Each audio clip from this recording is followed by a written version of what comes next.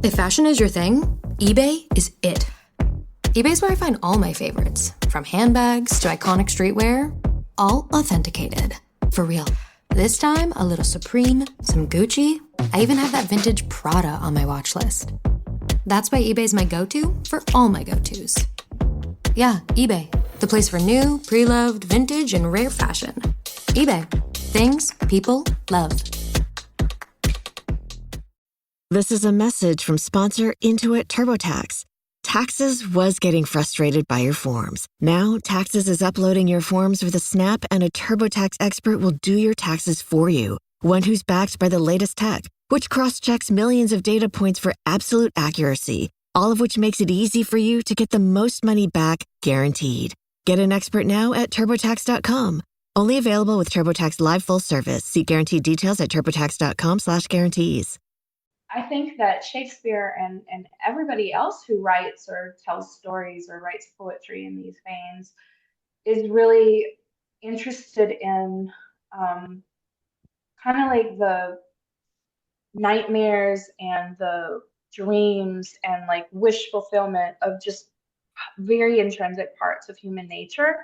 Hi, this is Dr. Andrew Rimby, host of the Ivory Tower Boiler Room Arts and Culture podcast. If you haven't, please take a second to rate us on Spotify or Apple Podcasts. Please make sure you're following us on Spotify or Apple. And did you know we have a YouTube channel? Please subscribe to our YouTube channel. It really means a lot. You can actually see a lot of our video episodes on YouTube. And if you don't want to listen to any ads that are going to happen throughout the episode, even though I love all of our sponsors, of course, you can listen to our ad-free episodes on Patreon. That's patreon.com/Ivory Tower Boiler Room. And right now, you can get 1 week for free to see all of the ad-free episodes. And all of those episodes are also video episodes. So you can get to watch me, the guest, and you can also listen to all of Mary's True Crime and Academia episodes ad-free. Okay, I hope you enjoyed the episode.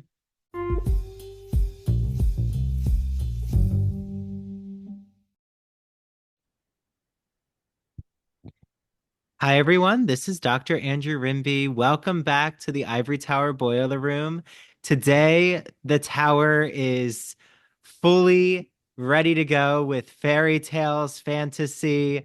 I have on Mary McMyne again, who was such a pleasure when we talked all about her novel, The Book of Gothel, a retelling of Rapunzel through the witch's eyes. Well, we're not leaving witchcraft with Mary's new book. It is called A Rose by Any Other Name. If you are a sonnet fan, hopefully you know where that line comes from, but don't worry, Mary will reveal everything soon. She is a novelist, poet, English professor, fascinated with the stories behind stories, the portrayal of women in history, folklore, and literature.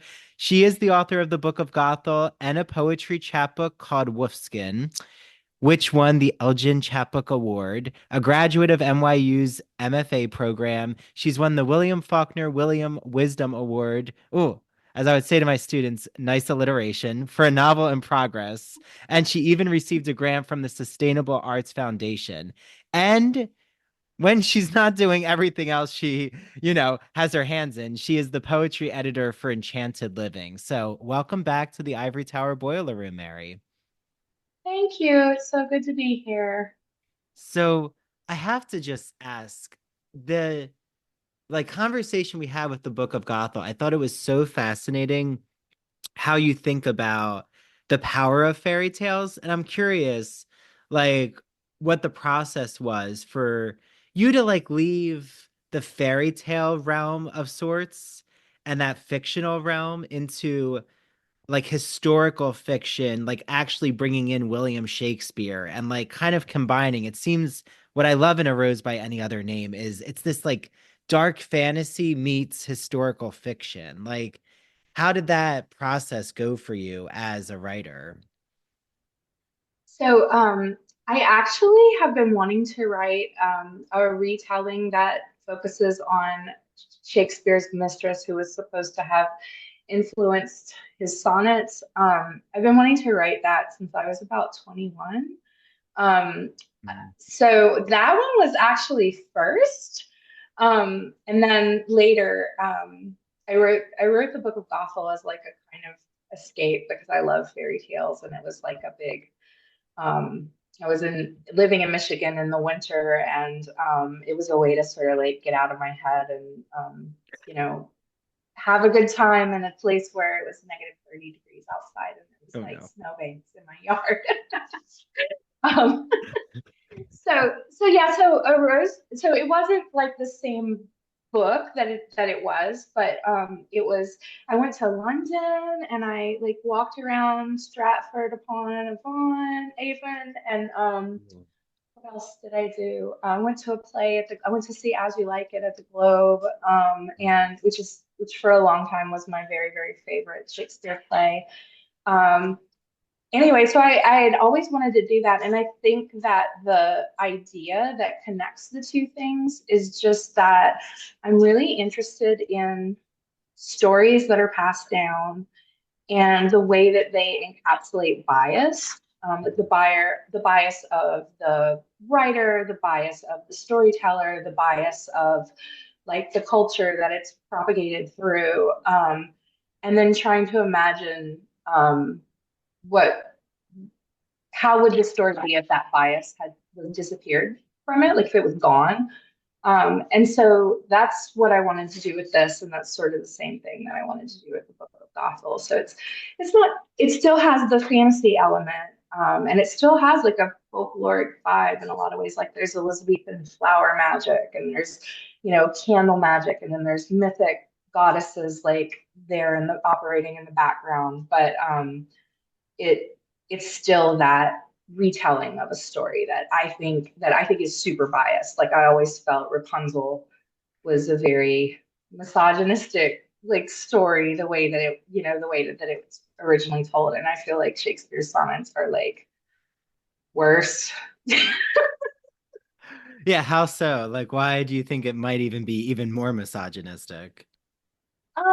So the the sonnets kind of like I was taught to read them a certain way in high school and in college when I took like introductory poetry classes and stuff.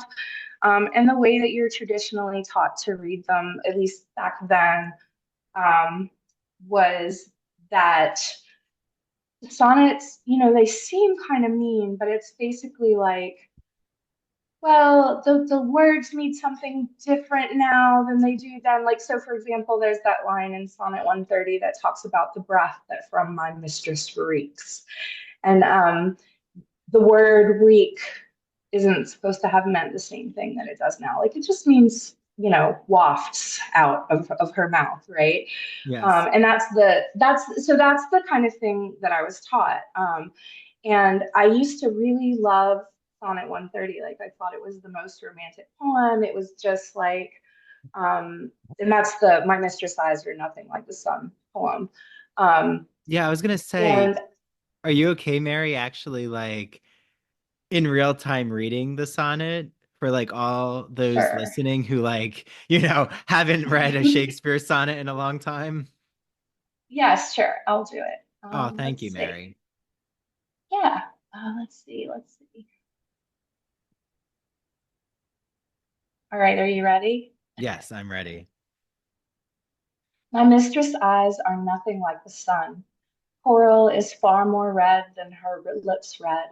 If snow be white, why then her breasts are dun. If hair be wires, black wires grow on her head. I have seen roses damasked red and white, but no such roses see I in her cheeks.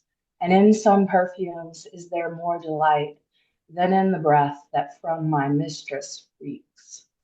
I love to hear her speak, yet well I know that music hath a far more pleasing sound. I grant I never saw a goddess go.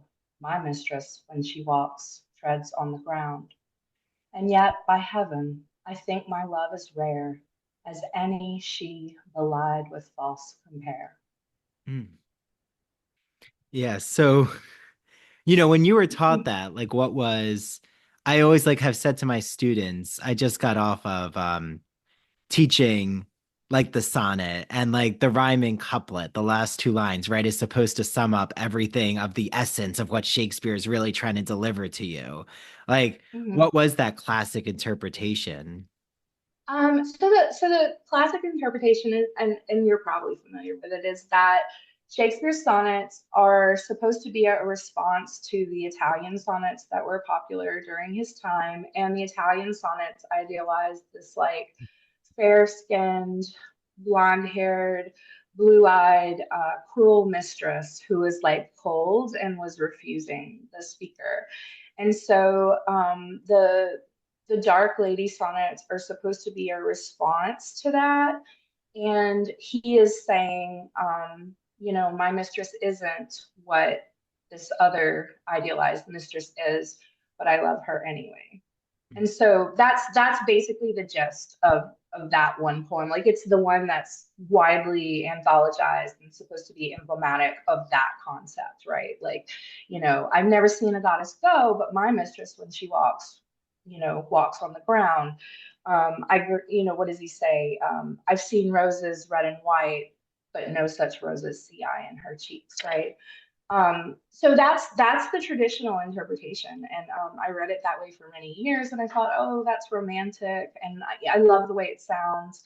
But then, um, as an adult and as a feminist and as a woman, like when I went back to it over and over, I was like, that's really a lot of backhanded compliments. Like the last line, the ending couplet, does say, she's more beautiful than these other women would be, Hmm. which is good. But there's a lot of stuff where he's basically like delivering these kind of like subtle Hmm. insults in that. And when you read that poem in context with what comes before it and what comes after it, then that aspect of the sonnet like becomes way more clear. So like the one before it, 129, he's talking about her playing the virginal, and how she's playing it and he wishes that he was the keys under her fingers, which there's like a whole scene about that in the novel where he like walks in on her playing. So that one seems pretty, positive, very sexual, but positive, right? And then whenever you go though into the next one after that, he's calling her tyrannous and explaining that her she is her darkness doesn't make her ugly, it's her deeds that make her ugly, is what he's saying. And that, and then there's another one that calls her black as hell later. And then there's a lot of scholarship about in Elizabethan times the word hell often was used to refer to women's vaginas. Oh. So there's a lot of play, like word play about that in the Mhm. sonnet. So when you, it's one thing to see these sonnets like separately, one at a time, and kind of engage with them as a close reading. But when you actually read them in a sequence, they are not nice. They're they're kind of, it's a lot of like backhanded compliments and subtle accusations that she stole the fair youth away from them, that she gave them both venereal disease. Like there's a lot going on in those poems, and they really read like a jilted lover wrote them, like a very very angry person wrote them. Yeah, Yeah. it's it was like when I taught my students Macbeth, and what I love is like even with the Sonnet 130 you read, Mary, like the way that Shakespeare already, like the Dark Lady, it really is like that exploration of the goddess whore complex of like women fitting either one image that man's created, like the either you worship me and like you're going to be my muse and this is how I see you, like almost like the princess in the castle, or you're going to be Lady Macbeth trying to like murder everyone around her. And but like why do you think in your opinion, because I've like asked my students this, and I knew I had to ask you this, Mary, and maybe it even like hopefully plays into the historical fantasy element of your novel. Like, what is the major difference in your opinion between a fairy tale and like, say, a dark fantasy? Because I feel like even Macbeth could be a fairy tale, but I was even like trying to get my students thinking about, okay, well, why is it not a fairy tale? Like, why is she not the evil queen in Snow White, even though the language that they have is very similar about being self-obsessed and like all consuming in their psychosis? Um, I think that, I mean, like the technical answer would be that fairy tales are down versions of folk tales, Hmm. right? So there's stories that have been passed. I was just thinking about it as you were asking. I was like, goodness, what is the answer to that? So it's a good question. But so fairy tales would be written versions of folklore that was passed down orally. And that's like and then dark fantasy is just literature that has fantastic horror elements like all mixed in, right? So that would be like the genre studies answer. But then I would say that like I think they're very, very closely related, you know? I was talking about this with one of my author friends and who writes Gothic novels. Hmm. And she asked me a question about like horror, fairy tales, dark fantasy, like Gothic novels. What's the difference between Hmm. those? And we were talking about how like it's really kind of, you know, you have like a few pieces of literature that kind of like seem to spawn a lot of other things, right? And I think you're onto something. Like they're all really closely related, and there's kind of like fantasy elements in folk tales and fairy tales, and then there's fairy tale elements in fantasy. And I do think those archetypes that exist in fairy tales also exist in plays like Macbeth, like for sure. Yeah, and I feel like once witchcraft is like ushered in, like in my opinion, witchcraft easily can turn into a fairy tale. I mean, my students basically their answer was Macbeth isn't a fairy tale because the protagonist doesn't have a happy ending. Like it's not um like Cinderella or Sleeping Beauty or Snow White. But even with the sonnet you read, the way that like Shakespeare anticipates Snow White, or like there's like even references to red, or how evil is going to be associated with like that gothic darkness. It's almost like, did Shakespeare in a way like inspire the brothers Grimm who were hearing these tales passed, like you were saying, fairy tales were passed down. So like the brothers Grimm heard these tales told by Germans who then they like would write down the tale. Like I guess I think maybe it's a hard question to like dissect because it's like a genealogy question. But like why do you think Shakespeare is so interested in these themes, like has this fantastical element to his writing? Yeah, I mean, I think, you know, folk tales go way back, and off the top of my head, I'm trying to think. I do think, I do think Shakespeare Macbeth is before the first known written version of Snow White. I think it's I think before so. the Brothers Grimm, but I think that's true. Um, but I would kind of be surprised if there wasn't an earlier version of a of a folk tale or a fairy tale that was really similar to it that would have been popular in Shakespeare's time. You know, all that stuff seems to just people tell stories and people travel around to trade goods and all the stories kind of intermix and you know there's different versions found of them all over the world, right? But I think I think that Shakespeare and everybody else who writes or tells stories or writes poetry in these veins is really interested in kind of like the nightmares and the dreams and like wish fulfillment of just very intrinsic parts of human nature.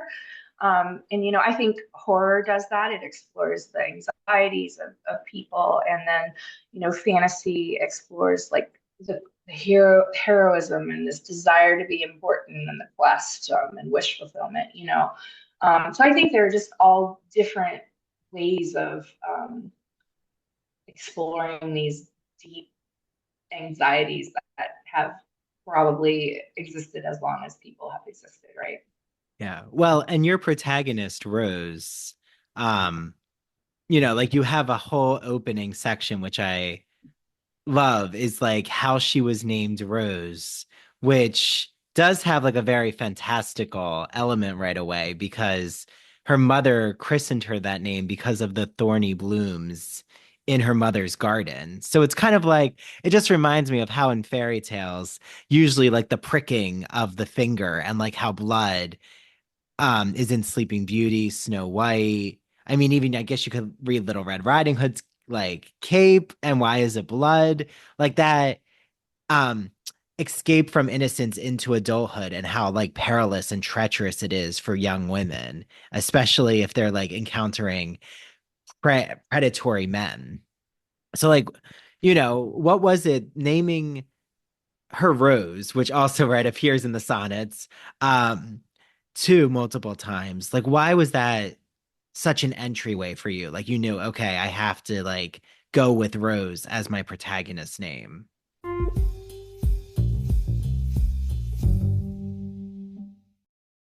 Have you heard me gush and obsess over one of my favorite magazines? It's called The Gay and Lesbian Review, a bi-monthly magazine of history, culture, and politics. Yes, focusing on all things LGBTQ arts and culture. So from reviews like the new Daniel Craig film called Queer to musicals, theater, TV shows, the new January, February issue just was mailed to my house. Yes, I still get a physical copy of the magazine.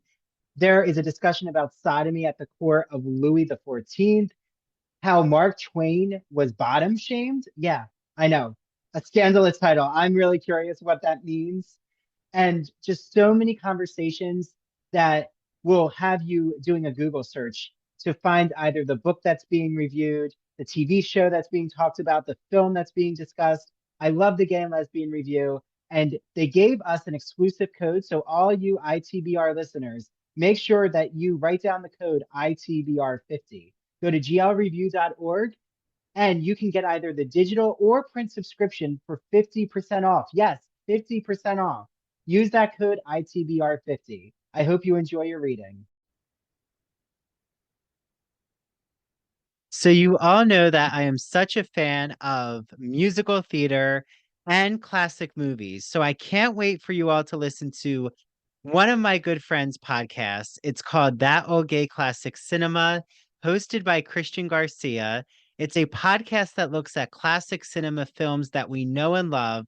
And he was inspired by Turner Classic Movies and The Great Movie Ride. Remember that amazing ride where the Wicked Witch of the West rose up in a burst of flame in Disney? That was one of my favorite rides. I'm so sad it closed. So while looking at classic films, Christian is so excited to look at it with a queer lens. And he brings on friends like myself to talk about all of these films. I was on the first episode when we discussed The Sound of Music. I've been on an episode of Alfred Hitchcock's Vertigo. He just released an episode about the Philadelphia Story. He's done Meet Me in St. Louis, Sweet Charity, Psycho, Mary Poppins, Hello Dolly. He had on Down the Yellow Brick Road hosts and the Garland Gab hosts to talk about The Wizard of Oz. So make sure that you listen to That Old Gay Classic Cinema on Apple and Spotify and follow him on TikTok and Instagram at That Old Gay Classic Cinema. Okay, start watching the classic movies and make sure you listen to Christian's podcasts. Huddle up. It's me, Angel Reese. You can't beat the post-game burger and fries, right? Know what else you can't beat? The Angel Reese Special. Let's break it down. My favorite barbecue sauce, American cheese, crispy bacon, pickles, onions, and a sesame seed bun, of course. And don't forget the fries and a drink. It's gonna be a high C for me. Sound good? All you have to do to get it is beat me in a one-on-one. I'm just playing. Get the Angel Reese Special at McDonald's now. Ba-da-ba-ba-ba. At participating restaurants for a limited time. Build a routine with Ollie that supports your wellness needs, like getting your daily vitamins and minerals with Ollie's multi-gummies, or keeping your mood upbeat with all the vitamin D in Hello Happy. Give your gut health some support with probiotics, and wake up feeling refreshed after taking Ollie Sleep. Do wellness on your terms. Find Ollie at a Walmart or Target near you or at ollie.com. These statements have not been evaluated by the Food and Drug Administration. This product is not intended to diagnose, treat, cure, or prevent any disease.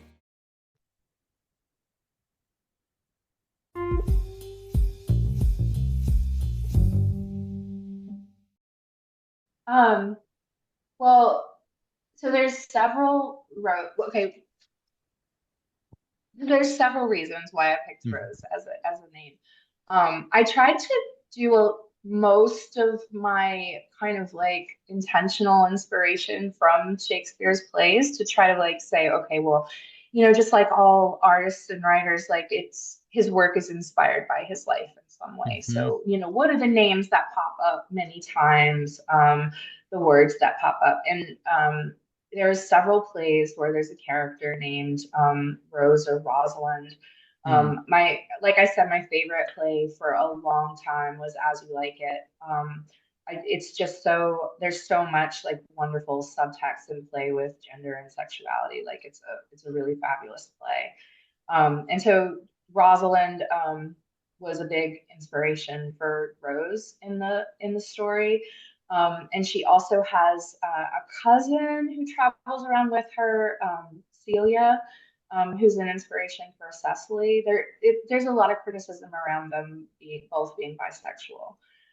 So there's that, and then there's the Rose line in Romeo and Juliet, of course, and then there's a whole bunch about in the Fair Youth sonnets, a bunch of plays on the word rose because the Earl of Southampton's name, Henry Roseley, was supposed to be pronounced Roseley. So I was looking at it like, he is Shakespeare's, the speaker's fair, like the fair rose, and then she is his dark rose or something like that. But so that was why I did it. And then the blessing was being able to write that beginning about thorns and roses. And I love it. I had a lot of fun with it, and I decided that it was such a fun way to start with a character who's so prickly and who is so like determined and confrontational and just all the things that Rose is. And it does give it, like, I didn't think about it as like a fairy tale vibe, but it does, that whole thread, that motif that's throughout the novel is definitely fairy tale like. And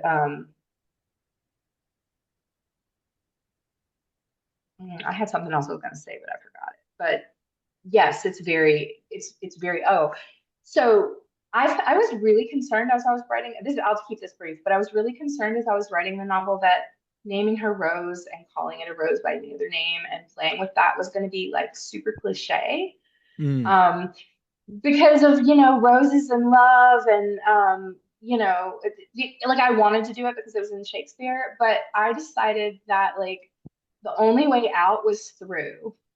And I was just going to like lean into it as much as I could and have fun with it and hope that like that kind of play and exploration, like, and complicating it, like made it not a cliche. So yeah, I felt like guilty when I wrote that. Well, stop, roses, come on. Yeah, but it's like tapping into, I feel like even this fandom, and I mean, I'm of course into the fandom of Wicked and Gregory Maguire and like just the whole like empowering narrative.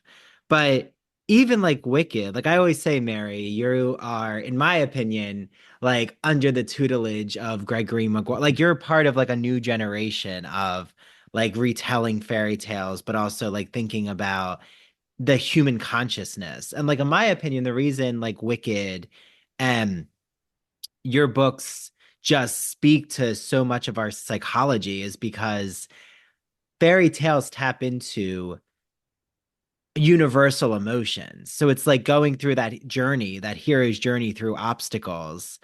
Kind of like you said, it's like that blending of the real with the nightmare or the real with the utopic dream. Like it's always in this in-between world.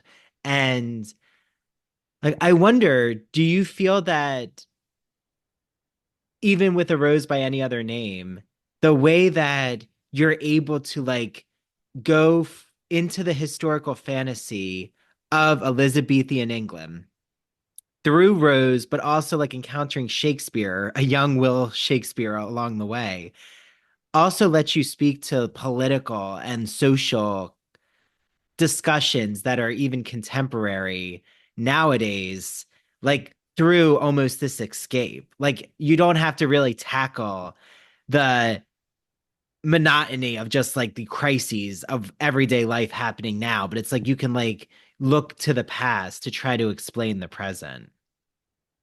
Yeah, for sure. That I mean, I I am a I would I love Shakespeare. I go to the Shakespeare Tavern all the time, but I feel like he's a problematic fave.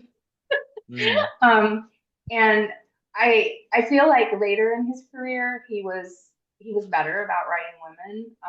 But mhm, earlier in his career, there's so many plays that portray women in such a negative light, like Taming of the Shrew is one of the big ones. And there are a lot of violence toward women that isn't like really mhm, interrogated in the early plays. And then the sonnets, of course, are like at that same period in the early 1690s.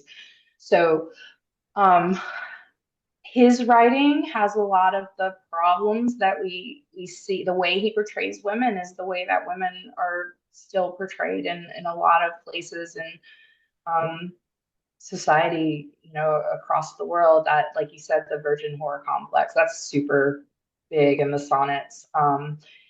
And yeah, so that, I mean, I think that's why I was drawn to, that's part of why I wanted to do it, was just like, I'm attracted to him and his like his genius and his brilliance and his like, clearly he would have been a very witty man. I always like it, thought it would be fun to be around him.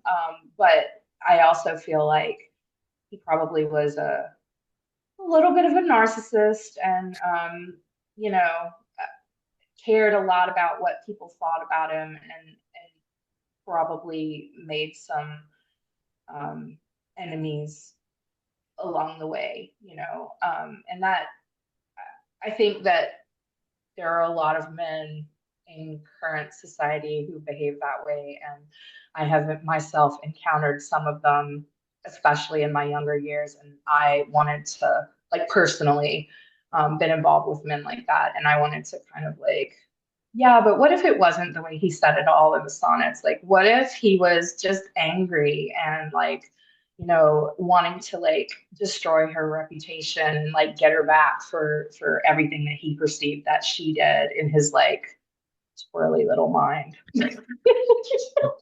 yeah. Well, and like when you were approaching sexuality in your novel, something that's so interesting to me is how you could have Shakespeare um like cast the fair youth in such this like homoerotic, like very idealistic, almost the suitor pursuing his male muse. But then when it comes to like his female muse, like you've already said, it's so vexed and he has like such the speaker has such frustration and is like blaming her for her actions, even though like this is all concocted in his mind.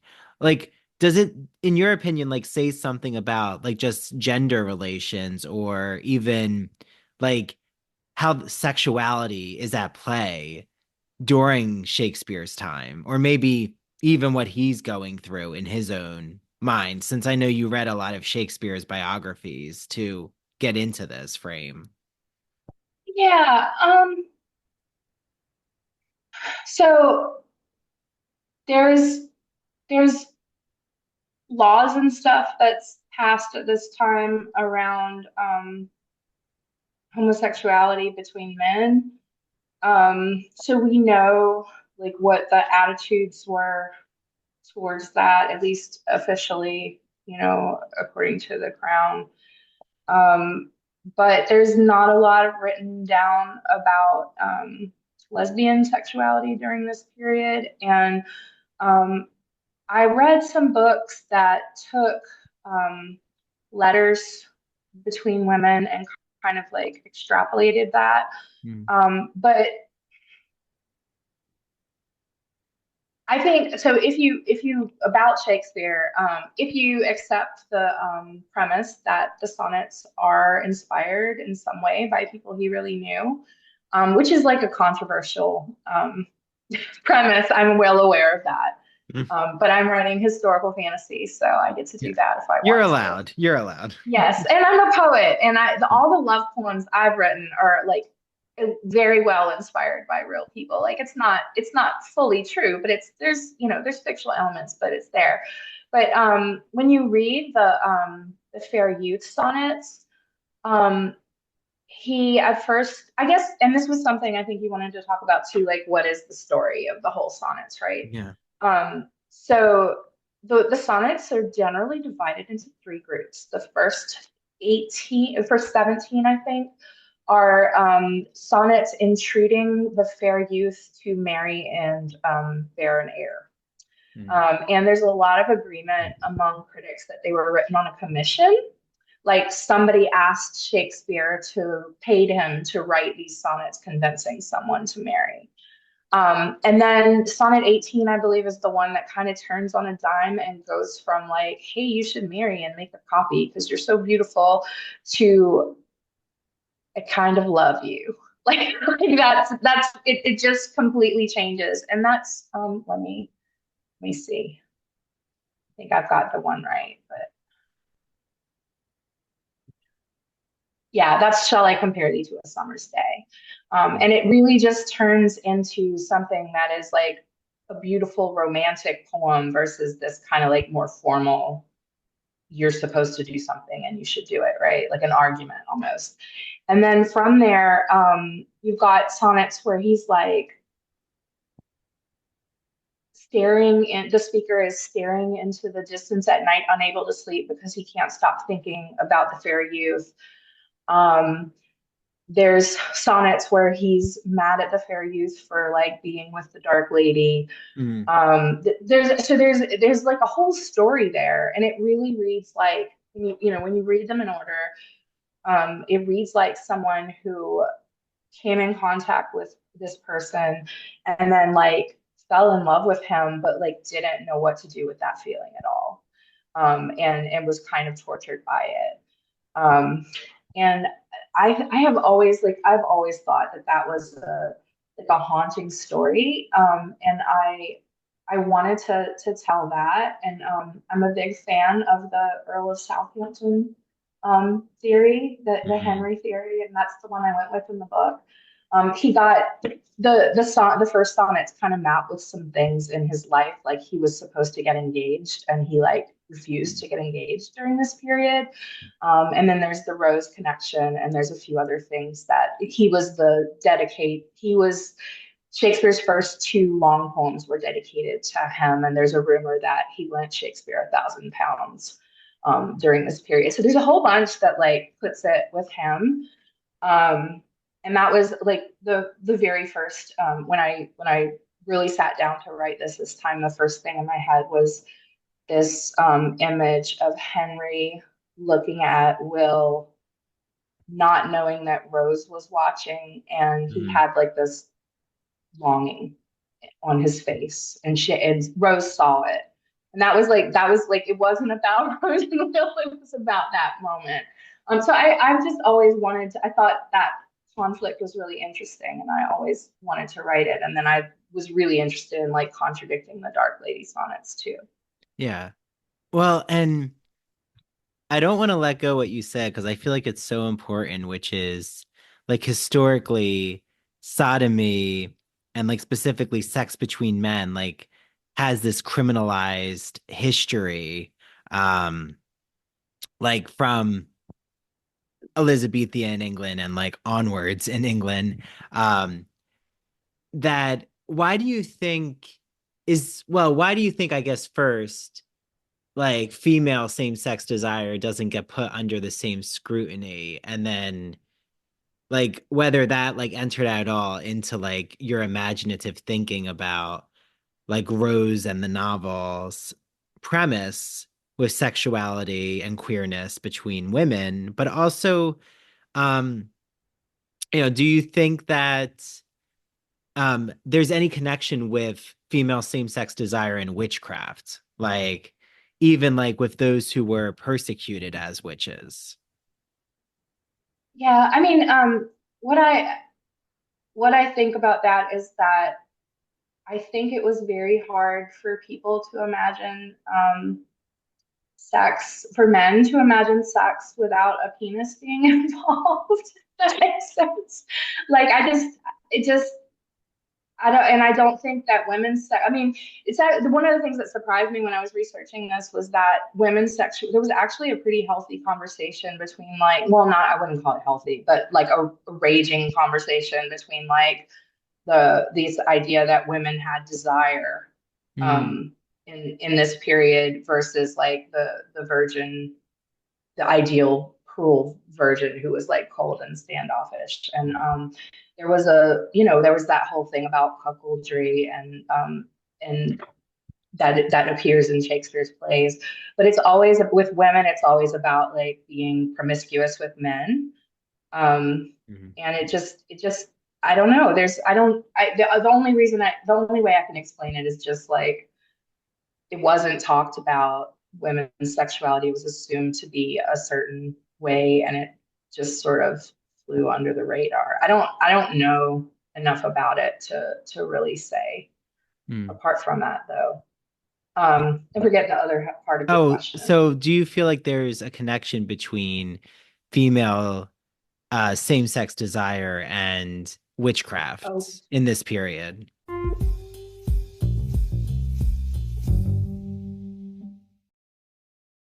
As an English professor, I would have no idea where to begin with books to assign to my students. So I absolutely love Broadview Press, who is celebrating their 40th anniversary.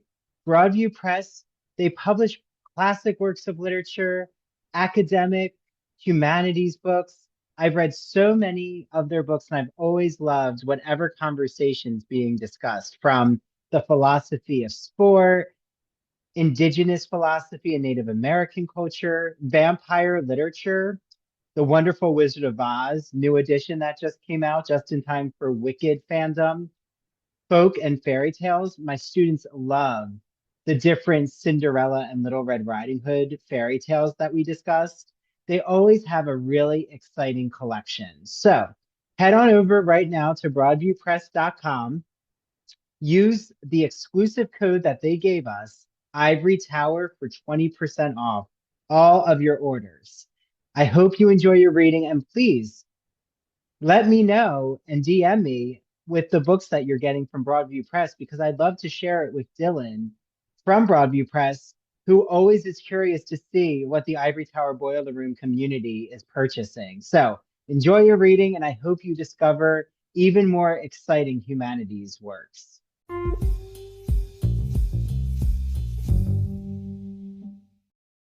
I feel like anytime, I mean, there were other people other than women being accused of witchcraft, so I don't want to oversimplify completely, but the large majority of women who, people who were accused of witchcraft were women. I feel like anytime a woman transgressed or became a problem to society, or like betrayed a man who had power, like not any time, but the one way that people fought back was where it was during this period, the accusations of witchcraft. And so I would say that this would be one way that that could happen. And now that I think about it, like if if a I wonder if like men would be embarrassed if their wife was with another woman, and so you had to like attack them based on other grounds. But I don't know. I don't know if that's just a thought Yeah, about I it. think that's a really good hypothesis. I would say you definitely have a sound rhetorical argument there. You can tell I've like spent a lot of time discussing rhetorical like arguments, but then we're gonna like dissect your novel through like pathos, ethos, and logos. But Okay. so I think Rose does a really good job anytime she like provides evidence for her, viewpoints. But I guess like as we're rounding like up the conversation, is like what surprised you in your, because I know you do a lot of like deep historical research. Was there anything that really just surprised you? And maybe it's not something that ended up in the novel, but like what jumped out to you during your research process? Well, so one of the big things that I researched for the novel, and this kind of like leans into the fantasy element, was I try to write the magic in an era that I'm writing in based on the beliefs of people at that time. So what did people in that place and time believe about magic and the supernatural? And then I just make those true, right? Mm. So in the Book of Gothel, it was kind of like easier to do that because there were fewer strands of, I mean, at least as far as I was able to research, there were kind of like fewer strands of what magic was at the time. Mm. There was the church, and then there was, devil worship and witchcraft, right? Like it was, there were educated people that had other theories, right? But I was writing about peasant girl, so it was a lot simpler to kind of like imagine the world from her perspective. But when I started writing the Elizabethan era, there are so many realms of disciplines of magic that are in Mm. there. So that there's astrology, there's alchemy, there's um, cunning cunning folk, right? There's flower magic, there's even music. This was something that surprised me, like even music was viewed as magical. And when I sat down to write this, they put in, like I said, I'd always wanted to write the Dark Lady, but my publisher is a science fiction and fantasy publisher, so they put in my contract I had to do the magic infused retelling of Shakespeare's Dark Lady, right? Mm. And so I was like, okay, well, I'm going to do Elizabethan magic. Holy crap. I have to like figure out what that is because that's a complicated thing to say, right? And so the thing that I found out that surprised me is that I was like, I had to come up with a theory for what connected all those realms. And I couldn't quite do it at first, but what I found is that the connecting factor between all of that like completely makes sense as like a holistic worldview of magic. And it's just that they thought that the heavens, moved around and different planets had different influences on people. And like down to flowers, Mm. there were certain plants and flowers had certain like astrological influences. So one would be like influenced by Mars, and another might be influenced by Saturn, right? And then people would have moods in their blood that would be brought out during certain times, right? Alchemy is about transforming elements by like awakening some parts in them versus others, right? Demon summoning, you had to invoke certain elements. Like the whole, like every single thing is just all about like how does the heavens affect like the inner world of things, of people. And And that really surprised me. Like I tried, like, in retrospect, I should have thought that, right? But that's why there was such an obsession with astrology during the Elizabethan era, because they really thought it was responsible for so much of what they didn't understand about the world. Yeah. Well, so, my last question, which I think you've left us with everyone listening, you know, has like their appetite whetted by, wanting to like read A Rose by Any Other Name, most definitely. Um, and all these like cliffhangers. So my question, Mary, is like, are you now, if you can talk about it, like, it just seems like the next project for you would be like heading either into like the Regency era with witchcraft or like the Victorian era, like with the pre-Raphaelites and Christina Rossetti, like in the nunnery and writing Goblin Market. Oh, that sounds really fun. No, it is late 17th century Scotland, so Ooh. 1692. And it is about Robert Kirk, the person, the folklorist who was known as the fairy scholar, Ooh. or the fairy minister. It's right at the foothills of the Highlands, and he wrote a book called The Secret Commonwealth of Elves, Fauns, and Fairies. And he basically recorded all of these folk beliefs about second sight, and fairies and other, like, whatever people believed that were supernatural in the Highlands. And he, so the short of the story, there's a legend about his life. He wrote the book. Everyone knows you're not supposed to talk about the fairies. The good people are very vengeful. We don't call them anything but the good people because we don't want them to be mad at us. We leave out like cream to make them happy so they don't bother us, right? Like Celtic fairies are very spiteful, earlier, the earlier you go. And so there's a lot of superstition around that, and you weren't even supposed to talk about them. And then he wrote this book, like, and then circulated it in London. And part of his research involved interviewing his parishioners, and he also would like go walking on this fairy hill near the manse where he lived. And about 9 months after he sent off his manuscript, he was found dead on the fairy hill in his nightshirt. Oh. Um, and his wife was pregnant with their second child. She gave birth a couple weeks after. And I am writing that story from the perspective of his wife, who has second sight. Okay, well, when is it projected probably to be published, Mary? Right now, it is a proposal that is with my agent that I Okay. haven't, so it's not under contract, but she feels pretty confident that she'll be able to do something with it. So I'll get back to you on that.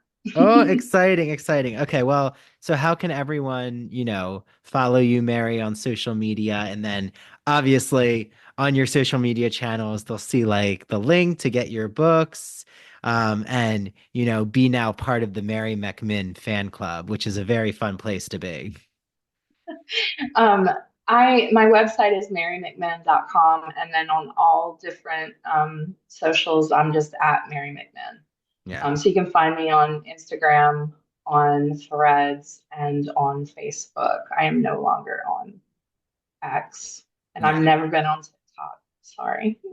I know. Maybe I can get you on TikTok and you'll just like, be reciting sonnets. Yeah, I thought about it. There's a place for you. Yeah, I think I was there briefly, but I'm gone now. So Well, it's such a pleasure having you back, Mary. And I know that there's going to be like more collaborations in our future. And just it was wonderful talking with you, as always. oh, yeah, it's always a pleasure to talk to you. You ask the best questions, and Oh, it's a lot of fun. thank you, Mary. Okay, well, bye, All right. Mary. Bye to the listeners out there. Bye. Thank you for tuning in.